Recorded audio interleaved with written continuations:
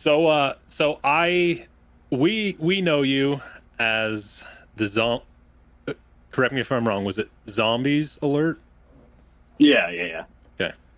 So would you mind giving the people at home just a brief, I mean, however long you want to spend, overview of what that was, kind of your experience on the internet?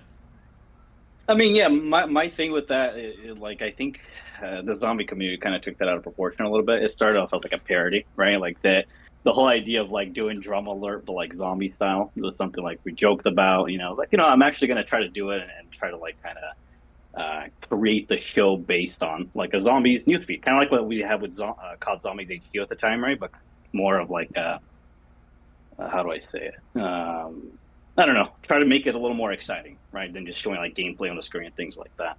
Right. So I started with the Twitter, right? Like I started like just at that time it was crazy because everybody was around Black Ops 3. So there was a lot of hype and all that sort of stuff. And the leaks were crazy too. So I started with the Twitter channel and just, got hype around Zombies Alert and then uploaded the episodes for the betas and stuff like that. Right. But it was actually just supposed to be a parody.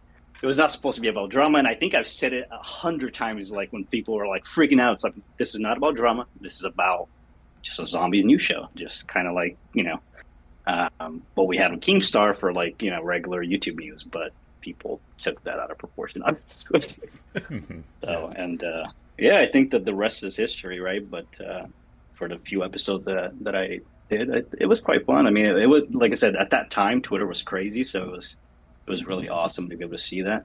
And then like getting the leaks and getting information from other people because the popularity of like the Twitter handle and all that sort of stuff. Like I don't know if you guys remember, but even Keemstar at some point replied to the thing and saying like, get your own style, man. And I'm like, dude, this is a Yeah. parody. Like, relax, like so.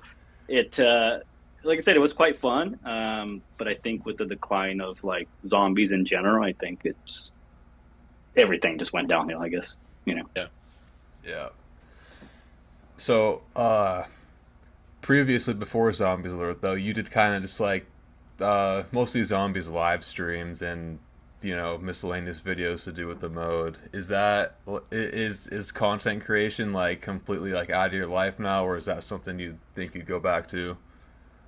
So that's a really good question. It's something I've been thinking about lately because now, back in the day, I think I've mentioned to you too, but I used to work in the field, so I didn't have a lot of time. Like by the time I came home from work, I was typically very exhausted at the end of the day, and I didn't have time to like actually create the videos that I wanted to make. Right? Like I like to think of myself as a creative person when it comes to like videos and the way I want to make them and that sort of stuff. But you need to have the time and be able to like edit it, and at the same time, you want to make it you know, Hmm. recurrent thing. So it's not like they're not waiting 3 months for a video and things like that, right? So, Yeah. but now that I'm working from home and I have more time to be able to do that sort of stuff, I've been thinking about and toying with the idea of like maybe doing a comeback of some sort. I don't know Hmm. what that looks like. Definitely won't be zombies related, but Yeah. something. Yeah, I've been toying with the idea. I just haven't really quite decided what I want to do. I have some, like I said, some different type of channel ideas and things like that, but what Hmm. exactly I haven't like pinpointed yet. Gotcha. And you actually didn't you start up a podcast like no more than 2 years ago? I think, right?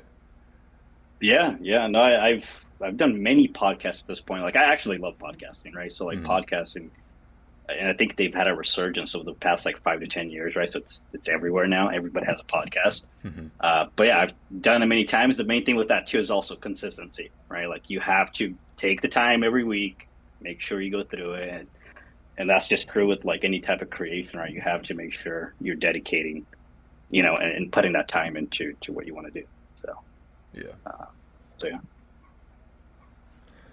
Yeah. So, and you kind of hinted towards it, but I just thought it was funny, like when you were doing the Zombies Alert. See, that's right around when I started. I started 2017 ish content creation. And I think as zombies people, we can all probably say, you start out with like the dumb tutorials. You're like, I'm going to show you how to do this, but there's like 50 people that have already done that same video, and then it kind of brings you to a place where you're just lost. Like you really have nowhere to go in the zombies community, and then the zombies community just fell off the earth.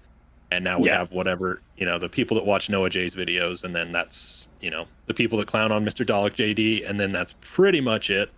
But what would you say for you at the time was like, was it?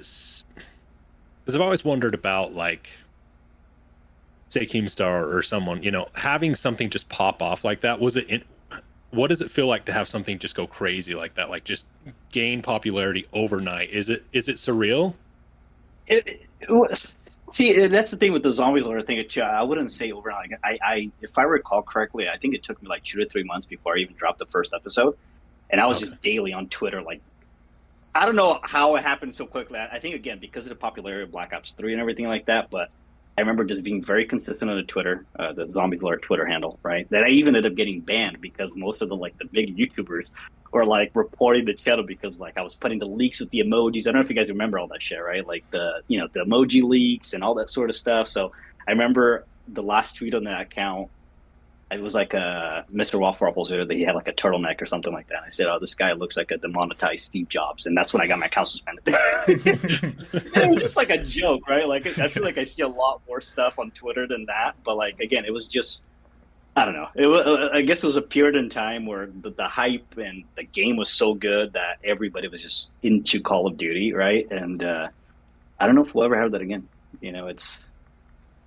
It's one of those that's like the community's great, but there's also a lot of drama, man. Like I remember, I mean, I'm sure you guys know, but whew, it was interesting in all angles, Pack-a-Puncher. right? Like, well, yeah. Well, if you guys remember, I had the pictures of Pack-a-Puncher on my and the set right for the Zombies Alert, and yeah, no, it was cool. Like there was just so much stuff going on, so much Mhm. stuff. And Yeah. I think that's what helped kick it off, right? It wasn't necessarily just about the drama or whatever it was. It was just more about like the time and place that happened. It was just like everything was at its peak. So I think that's what kind of helped uh, with that sort of stuff. But it was definitely fun. Yeah. Yeah, it was definitely the best time to be a Call of Duty Zombies fan. Or, I mean, I would say, as far as the community was, it was such a great community, and now you just have the people that are. I mean, I hate to say it because I'm part of them, but are too brain dead to go find another game to play, and they're just still clinging to the nostalgia, which isn't a bad thing. I mean, I make it sound like a bad Yeah. thing, but you have just so many people that are just holding on to the feeling of Black Ops 3 Zombies, and they want that again. And like you said, I don't think we'll ever get that again, and it's unfortunate because what a special thing that brought so many people together. But yeah, I mean, Riley and I have kind of talked about what you did, and we just laugh because people took it so seriously, like you said. And Yeah. this is a parody, guys. Like, I'm just clowning around here.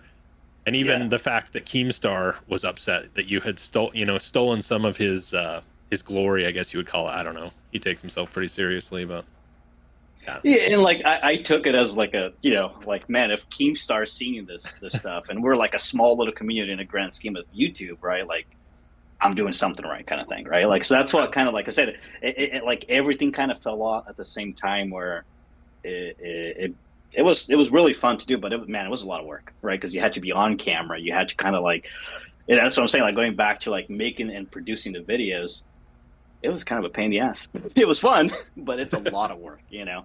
And in my defense, I don't think there was one video that I did that was ever like drama related. I don't think I ever covered drama in any of those videos that I did for like Zombies Alert. You know, it was all about like I remember if you guys remember like Benny 445, right? The little kid that used to make the little parody videos and Oh everything yeah. like that. Yeah. Yeah. The music videos. He was Yeah. like I think it was like 7 or 8 Hmm. making like I think the so. zombie songs.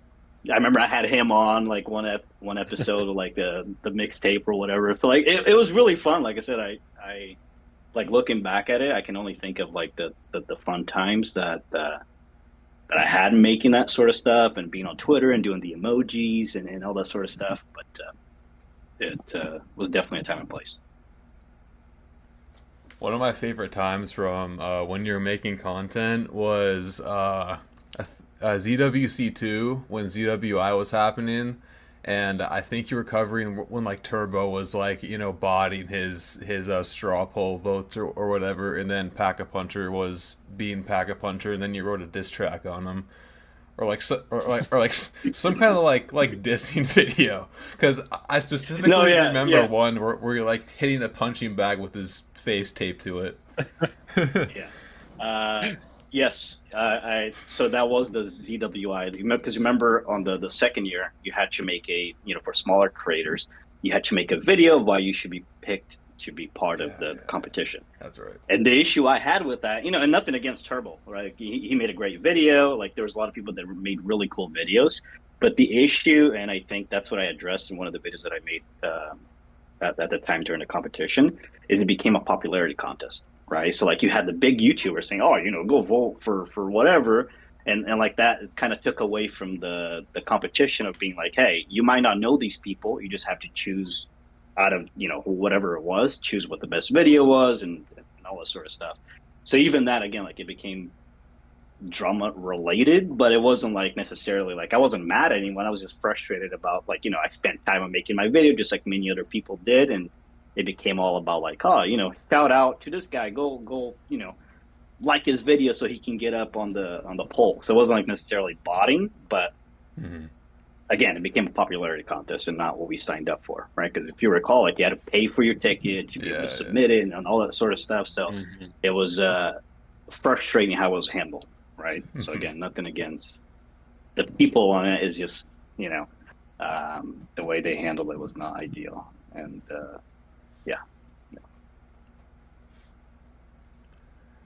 Yeah, it makes me think of kind of going back to what I was saying, the people that are hanging on to Call of Duty in general, but also because there's so many good games out there we could be playing, people that are still buying Call of Duty.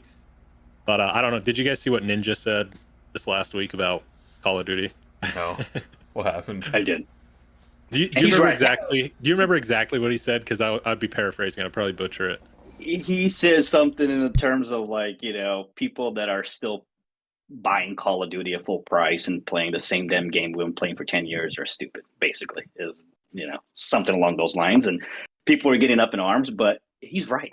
I mean, let's be honest. Like I'm still so frustrated about the the transition from like the regular Modern Warfare to Modern Warfare, like this Warzone 2 or whatever it was, that we like lost all the skins and all the shit we bought. That pissed me off so much. Because during Cold War, I grinded the shit out of that game, right? I tried to get everything unlocked, and then like just be like, "Hey, Warzone 2 comes out," and then all the stuff you bought is gone. Yeah. And yeah. So I mean, Ninja is right. There's not much to disagree with that comment. It's reality. Yeah, no, it was so funny because you see the entire Call of Duty what's left of the Call of Duty fanboys up in arms. He basically said, "You poor mentally abused Call of Duty fans are just going to buy the game and you fell for it again," or something like that. But he's true. But it made me think of the meme. I think it's from the Avengers. I don't remember his name.